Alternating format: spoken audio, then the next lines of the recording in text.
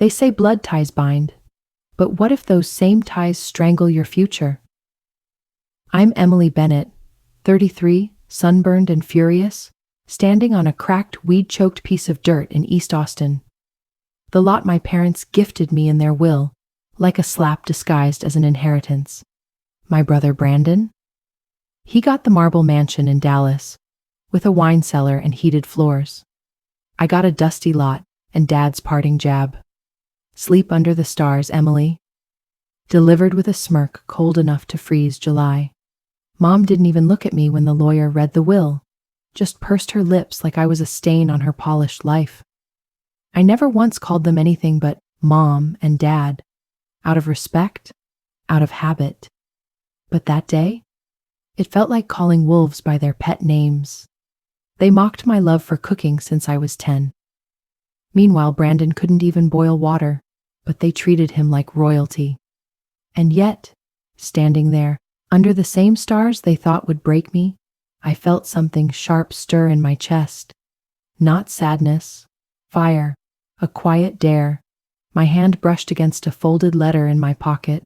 Grandma Rose, the only one who ever believed in me. Emily, she'd written in looping script. Your star doesn't need their sky to shine. Her words still burn in me, a spark I'm not ready to let die. Could this scorched patch of forgotten land, mocked by my own parents, hold a promise no one else dared to see? I dug my fingers into the dry soil like it might answer back. My pulse roared in my ears. Something in the air buzzed, wild, electric, like fate, maybe even love, hiding in the cracks. But one question echoed louder than the rest. Would this place raise me up, or swallow me whole, just like they hoped it would? I wasn't sure, but I was ready to bet it all on the stars and the stubborn spirit of Grandma Rose. Back in my shoebox of an apartment, the deed sat on my kitchen table like a cruel joke. Every word stamped across it screamed, "You were never the favorite." The silence felt suffocating, broken only by the faint thump of country music spilling in from the bar down the block. Old memories clawed at me. Sitting silently through dinners while Brandon played Prince and I was barely a guest. Mom's smile always tilted his way. Dad's silence was its own kind of punishment. Girls don't need ambition, Mom once said, and they meant it. But then I saw it. The city's development map. That worthless corner, slated to be the next hot zone. My heart kicked hard. What if I built something there? My dream, long shelved and ridiculed, a restaurant that smelled like smoked brisket and firewood, buzzing with Austin soul. At city planning, I walked in with a folder full of hope and left with their sneers still stuck to my boots. My denim jacket couldn't shield me from the clerk's smirk. "A female chef? Out there?" he muttered. My smile stayed on, but my spine straightened like steel. I almost folded. Almost. But then I pulled out Grandma Rose's letter again. The paper was creased and soft at the edges, but her words still cut clean. "Your star will rise." And I held on to that like a lifeline. I lived in a fog of grant forms and loan rejections. My laptop glowed late into the night, while my doubts whispered from the corners. What if they were right? What if I was chasing a delusion? Then came Jake, a local architect with a voice like gravel and honey. We met under a canopy of live oaks at the farmer's Brandonnet. He spread his sketches across a picnic table like treasure maps. His hands told stories of dreams lost and rebuilt. I saw fire in his eyes, the kind that matched mine. His gaze caught mine, steady and warm. In that moment, with pecans roasting nearby and a busker playing something soft and southern, it didn't feel like just a business pitch. It felt like the beginning of something real. Then came the family barbecue from hell. "Brandon's villa is the pride of the family," Mom purred. Dad grunted in agreement, chewing over his silence like it tasted sweet. Brandon, in some ridiculous designer loafers, bragged about his imported chandeliers. That's when I knew. This lot wasn't just land, it was my rebellion, my redemption. My name etched in something they couldn't erase. Days later, Buried in dusty archives, I found it, an old deed, faded and brittle. The librarian lowered her voice, eyes darting. They say something valuable was buried there once. I felt a chill crawl down my spine. Maybe this wasn't just a business move. Maybe it was destiny clawing its way back. The money ran low. Banks barely hid their disdain. A single woman, with no backers. Too risky, but Jake's late-night messages, sketches, wild ideas, jokes that made me laugh out loud, kept the hope alive. His belief felt like an echo of Grandma Rose's, solid, unshakable. Slowly, the dream found its bones. A place where people would gather under twinkling lights, plates full of smoky brisket and buttery cornbread, laughter in the air, music in their bones. Still, the doubts crept in, Mom's voice like static in my skull. You'll never make it. You were always too much. Or not enough. But then, another midnight email from Jake, a patio sketch bathed in string lights, stars woven into the design. He believed I'd rise. So maybe I could too. It felt like fate was testing me. The city's envelope sat in my hands, heavier than it had any right to be. I ran my thumb over the seal, heart hammering like I'd stolen something. Was this it? A green light? Or just another cold, bureaucratic slap? The stars above blinked like they knew the answer, and weren't telling. The letter burned in my coat pocket as Austin woke in soft streaks of peach and rose gold. I clung to a hope so thin it felt like it might snap under the weight of my parents' disapproval. A legacy sculpted for Brandon, never for me. The coffee shop buzzed with talk of South by Southwest, but all I could hear was the sound of my own breath. Today I was meeting Harlan, a venture capitalist who loved bold ideas, but not always bold women. His office gleamed like a tech god's temple, cold, calculated. He didn't even pretend to hide his doubt. You? Opening a restaurant? There? He asked, one brow cocked like I'd just pitched a lemonade stand on the moon. His voice had that same flavor as Dad's, amused disappointment. I smiled, but inside, doubt slithered in like smoke under a locked door, quiet, poisonous. Back on the lot, the weeds nipped at my ankles, but Jake's smile, genuine and warm, pushed back the sting. He held new designs, glowing with string lights and warm cedar. But my mind wandered. Graduation day. Mom beaming at Brandon's college scholarship while pretending not to hear them call my name for culinary achievement. That memory lit a fire. But then Harlan's email came in, curt and cold. Too risky. My dream suddenly felt ridiculous, like I was trying to catch constellations with bare hands. Mom's voice on the phone was sweet. Too sweet. Sunday brunch at the ranch. I went. The biscuits were warm, but her words ice cold. Brandon's hosting senators now, Mom bragged, eyes glowing. Then she turned to me, voice dipped in faux concern. Still fussing with that dirt patch, honey? Dad stayed silent, his nod sealing the insult. Brandon, of course, leaned in, grinning like the devil, detailing his latest gala under imported glass chandeliers.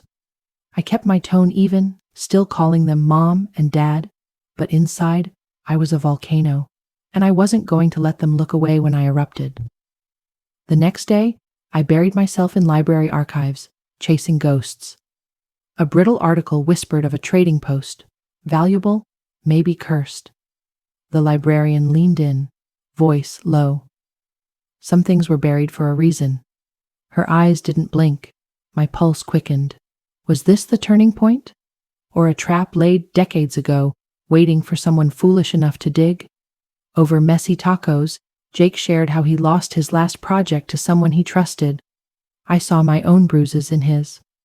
When his hand brushed mine, the warmth lingered too long to ignore, but I wasn't ready to name what it meant. Not yet. Then came Clara, local queen bee, and my newest enemy. At the food festival, she told anyone who'd listen that my dream was cute but doomed. Her voice was smooth poison, spiced like the jalapenos in her booth. And people listened. Worse, some nodded. Standing between booths and blaring music, I felt their stares, the doubt, the mockery. And in that moment, Mom's old words hissed through my thoughts like venom. Girls don't need ambition. But oh, how wrong she was. I keep Grandma Rose's letter folded in my wallet, worn soft from reading.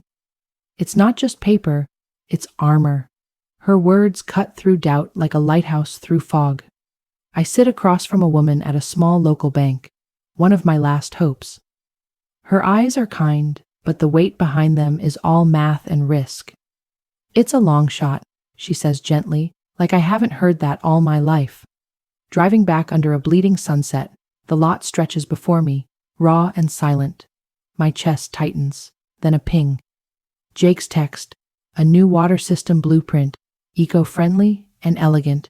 It sparks just enough light to push back the darkness.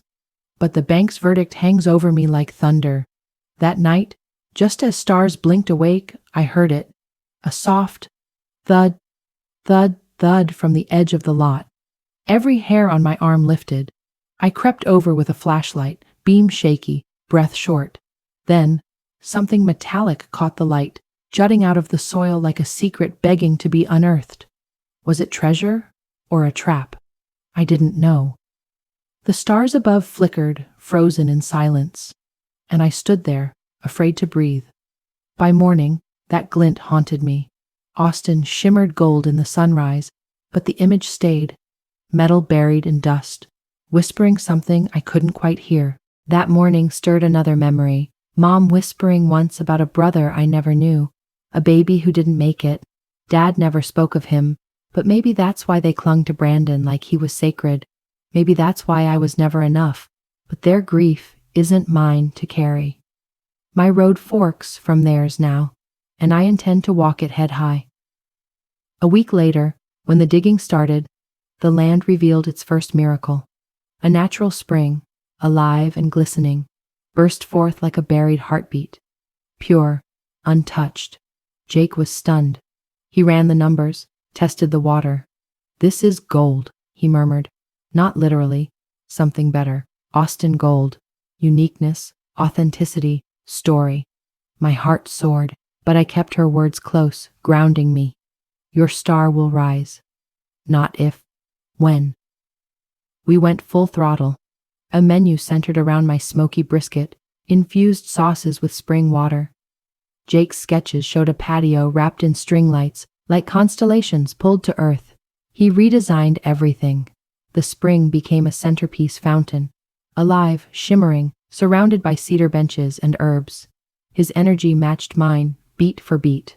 At a tiny cafe tucked in on 6th, Jake shared his own scars, a failed design firm burned by bad partners. "But this," he said, gesturing to the sketchpad, "this feels different." I nodded, and for once I believed him. Our fingers touched. Accidental, maybe. But the warmth lingered. Something deeper pulsed beneath the moment, unspoken but very real. Clara didn't back down. Flyers popped up across Brandonette's. "Don't buy into dreams built on dust." It stung, but I had spring water flowing under my feet. I had truth, and people can smell truth. At a town meeting, the room swirled with suspicion. Clara had gotten to them. My throat tightened as I spoke, but Jake was beside me, his nod calm and sure. That nod held me up like scaffolding. On the drive home, my phone lit up. "Mom." Her voice was unusually sweet. "Dinner at the ranch," she offered. I kept my reply clipped, polite. "Sure, Mom." But I felt it in my gut. Something was off. Warmth from her always meant cold was coming. Curiosity drove me to the Historical Society. In a brittle ledger, I found the truth. This spring once powered a 19th century distillery, famous for the purest liquor in the region. "They say there's a fortune tied to that land," the archivist murmured. I stood frozen. Was this what Dad never wanted me to find? Was this what he buried? I remembered him warning me at Grandma Rose's funeral. Let the past stay buried. Now I knew why. And Rose? Her fire, her rebellion, it burned hot in my chest. Jake and I worked into the night, draping string lights across cedar beams while the spring whispered below. His laugh, carefree, disarming, wrapped around me like warmth I didn't know I craved. A soft country tune crackled from the radio, and before I knew it, We were swaying. His arms fit like they'd been waiting. But just as something real sparked, fear slammed the door shut. Vulnerability still felt like a luxury I hadn't earned. Then a text buzzed. The bank promised a decision within 48 hours. My heart skipped. The lot, once a cruel reminder of everything I lacked, now pulsed with possibility. That spring wasn't just water, it was a heartbeat, and it beat for me. But then, movement, a flicker in the shadows. I turned, squinting past the lights. Someone stood just beyond the fence line, still, watching. I called out, voice steady but sharp. They bolted. My skin prickled. This wasn't curiosity, it was a warning. Jake's grip tightened around mine. We're being watched, he murmured. Between the spring, the ledger, and Mom's sudden kindness, something bigger was unfolding. I could feel it creeping in around the edges. Back at my apartment, a plain box waited on my doorstep. No return address, just wait. Inside, an old photograph of the lot, maybe from the 60s. Scrawled on the back in looping ink, some stars burned too bright. My stomach dropped. Someone knew something, and now they wanted me to know they knew. I didn't sleep. That photo haunted me. Austin shimmered under a storm-stained dawn, thunder rolling across the skyline like a warning drum. But even as fear circled, Grandma Rose's words echoed louder. Your star will rise. Her faith was louder than the storm. The restaurant was set to open during South by Southwest, perfect timing. But as the festival approached, so did a different storm. One outside, one inside me. The lot buzzed.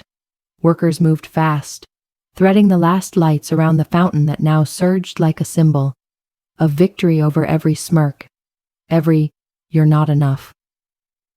Jake stayed solid beside me, calm in the chaos. His latest surprise? A mural on the back wall, stars swirling like Grandma Rose had painted them herself. It felt like prophecy. Clara escalated. Instagram posts, Brandonette gossip, calling the restaurant a vanity stunt with fancy lights.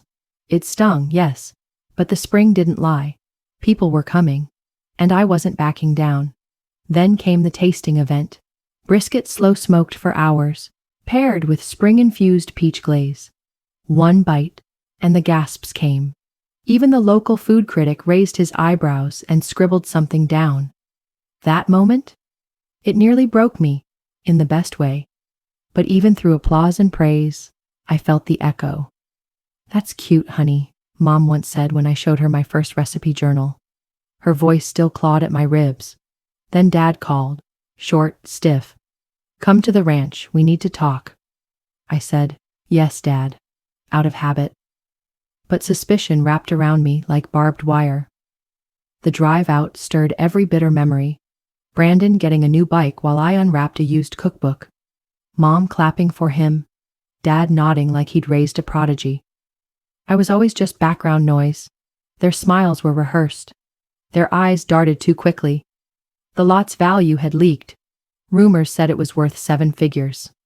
Now they wanted a piece. We're still family, Mom said. Surely there's enough to go around. Translation: give us what we didn't believe you could build. Back at the site, Jake crouched by the fountain, cursing under his breath. Someone tried to block the intake. Sabotage. The water flow was choked off just enough to stall opening day. He patched it, but his expression was grim. I wanted to blame Clara. Easy target. But then I remembered Brandon's last text. You're getting carried away. I dismissed it. Now? It felt more like a warning. Or a threat. I found him at a bar downtown, nursing some overpriced whiskey. When I asked, he denied it, at first. But I kept pushing. Eventually, he snapped. I just didn't want you to embarrass us, he said. Our name doesn't need whatever this is. That was my life. My work. My dream. His betrayal hit hard, but it wasn't surprising. Underneath the tailored suits and glittering chandeliers, Brandon was just a scared little boy desperate to stay the favorite. A part of me pitied that, but not enough to forget. Opening night came with a storm that screamed like it wanted to tear my dream apart. The wind snapped at the string lights, rain slammed the patio, but people came. They came anyway. I moved between tables, drenched but proud, passing plates of brisket as laughter cut through the thunder like a hymn. Jake's arm brushed mine. "You did it," he whispered, and suddenly, every ache felt worth it. But standing by the fountain, fingers brushing the photo of Grandma Rose tucked in my pocket, I felt torn. Do I let go of their rejection or wear it like armor? That question didn't have an answer yet. Cameras flashed. A food critic declared Rose's star the heartbeat of Austin. The land once deemed worthless, now valued at over 10 million. Dust into diamonds. Still, triumph felt thin. The cryptic photo haunted me. Jake's hand found mine, steady, warm, present. His eyes said, "I'm not going anywhere." But then he glanced toward the trees. Something moved. A gate I swore was locked swayed in the wind. Fresh footprints sank into the mud. Too big to be mine. Someone had been watching. Again, someone out there still wanted to shake me. But as dawn broke and the first light painted the restaurant gold, I stood taller. Let them watch. I wasn't backing down. I reread Grandma Rose's letter that morning, the creases worn from 100 readings.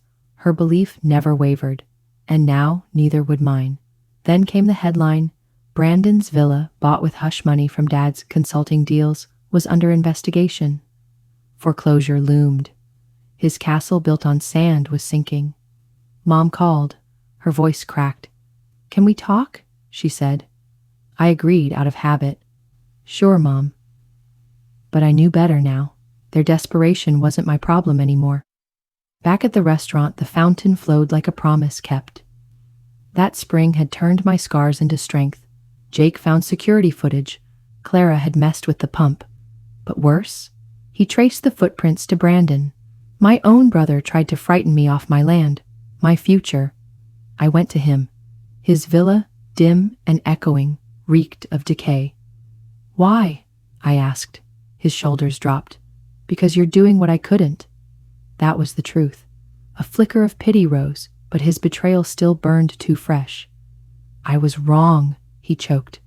Maybe one day I'd believe it, but not now. Then came the gut punch. Dad's ledgers, tucked away in the Historical Society's archives, the same handwriting as the threatening photo. My father knew. He'd known all along. Sold my legacy for marble tiles and imported fixtures.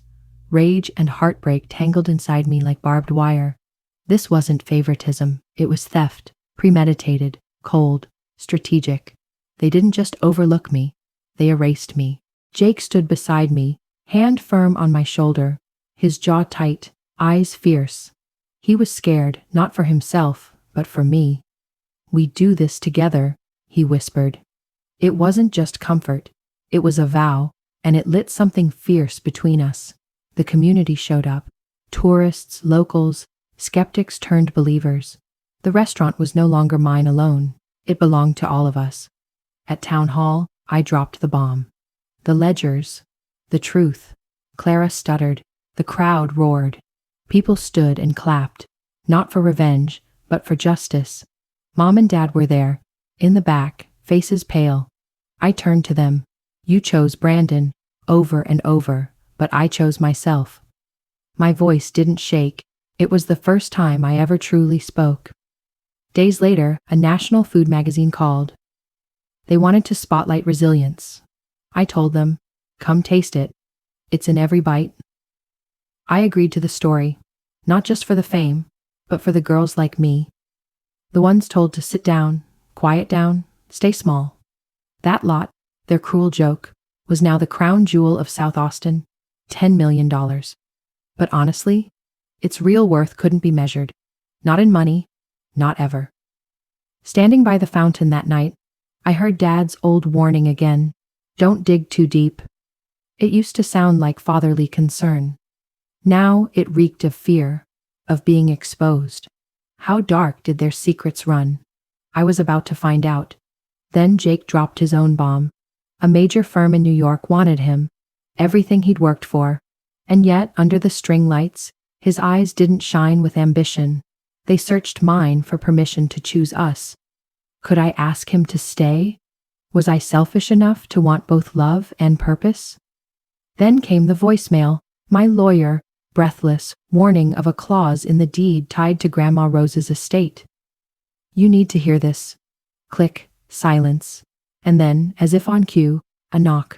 Sharp, demanding, someone at the back door, not on the guest list. What truth were they trying to silence? That knock never came again. But its echo stayed. Still, twilight settled over the lot like velvet, and the fountain's murmur reminded me, this place was mine now. No one could take that. Her letter hangs above the bar, framed in cedar. The ink may be fading, but the meaning burns brighter than ever. It guided me through betrayal like stars through a shipwreck. When I finally heard the rest of the voicemail, my knees nearly buckled. Grandma Rose had protected me after all. She'd buried a clause deep in the deed.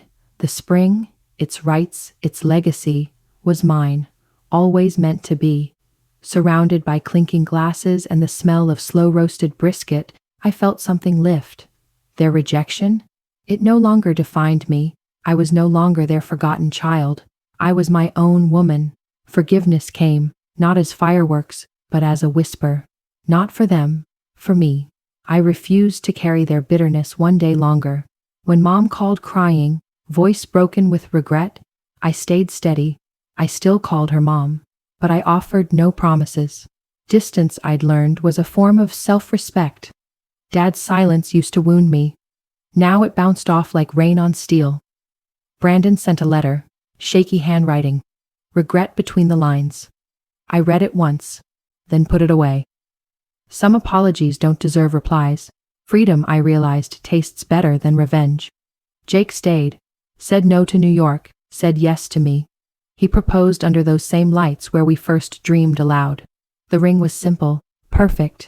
I cried, said yes, and fell into his arms. Where ambition didn't have to kill love. They could build something together. Rose's Star became more than a restaurant.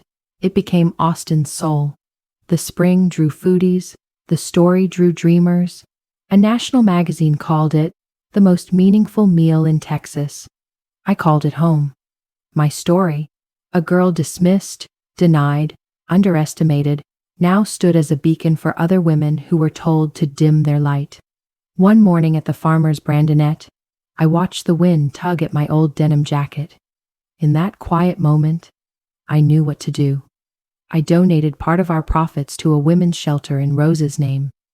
Her fire would keep on burning through them.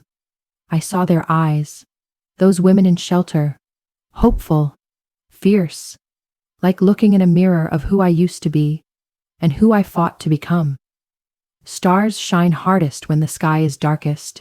The crowds, the critics, the regulars, they made me feel something I never felt at home. Chosen, not out of duty, out of love. This was my family now, one I built. I stood by the fountain and took it all in. What was once a punchline was now a celebration. Lights twinkled, guitars hummed, guests toasted under Texas stars. The land changed, and so did I. Their villa? Now wrapped in lawsuits and dust, forgotten. But my legacy? It grew roots, stood tall, and carried a name built from truth. Jake found my hand again. That touch wasn't just comfort. It was a blueprint. For a future we'd build brick by brick, one dream at a time. At midnight, I turned the key, locking the door behind a night of joy. Above me the stars blazed bright. Rose's words whispered back, "Your star will rise." They were right all along. My worth? It was never up to them to decide. As I walked home, the glow of Rose's star shimmered behind me like a constellation stitched into earth. I didn't win against them, I rose beyond them. And that kind of light? It never fades. Morning light poured over Austin like honey, kissing the walls of Rose's Star. The fountain shimmered, soft and proud, proof that promises, when kept, shine brighter than gold. Her letter hangs above the bar, delicate and defiant. It's not just ink on paper, it's my anthem. a map from brokenness to something whole. A few blocks away, the shelter we built is alive. Its walls hum with stories like mine, women choosing themselves, one brave step at a time. One night, someone slid a letter under the door. A young mom. She said my story gave her the courage to walk out of hell and into her own light. Her words? A mirror to my own escape. That cursed patch of land? Now it breathes. A testament not to luck, but to grit. To digging when they told me to walk away. Jake and I live just down the block now. A small bungalow strung with lights that feel like stars. It's not fancy. It's home. Our nights are filled with sketches and spice. His plans for a community garden, overlapping with my next menu. The air between us is always full of possibility. He turned down the New York skyline for me, for us, and now love runs beneath everything. Quiet but steady, like the spring that started it all. One Friday night, under string lights and steel guitar twang, he whispered dreams of a family. I didn't say a word, just leaned in and listened. A new chapter, blooming under Texas stars. My parents? They vanished into the wreckage of their own making. Their villa, gone. Their silence? No longer a weapon, just noise in the background. I still call them mom and dad in my heart. But I call my distance freedom. Brandon sends the occasional text, half apology, half memory. I don't reply. He has his own road now. I won't walk it for him. The community made Rose's Star their own. From foodies to farmers, it's become more than a place. It's a pulse, Austin's heartbeat. The spring beneath it all, still flowing, still pure. A reminder that beauty can rise from pressure. A national news crew even called it the soul of South Austin. The letters keep coming, from women in every state. Your fight reminded me to pick up my own, one wrote. I keep them in a drawer near the bar. A chef in Chicago told me she opened her dream cafe after watching my interview. She said, "Your courage passed through the screen." I think Grandma Rose would have cried hearing that.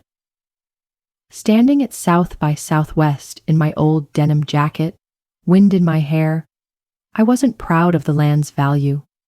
I was proud of what it gave back. Every woman who walks through these doors brings a story. We host Women's Night once a month. Laughter, healing, and Texas brisket. That's church to me. We laugh together. We cry. We toast to the stars inside us. Stars Grandma Rose always believed were there. That lot, once a cruel punchline, is now a lighthouse. Its fountain catches moonlight like it's bottling hope.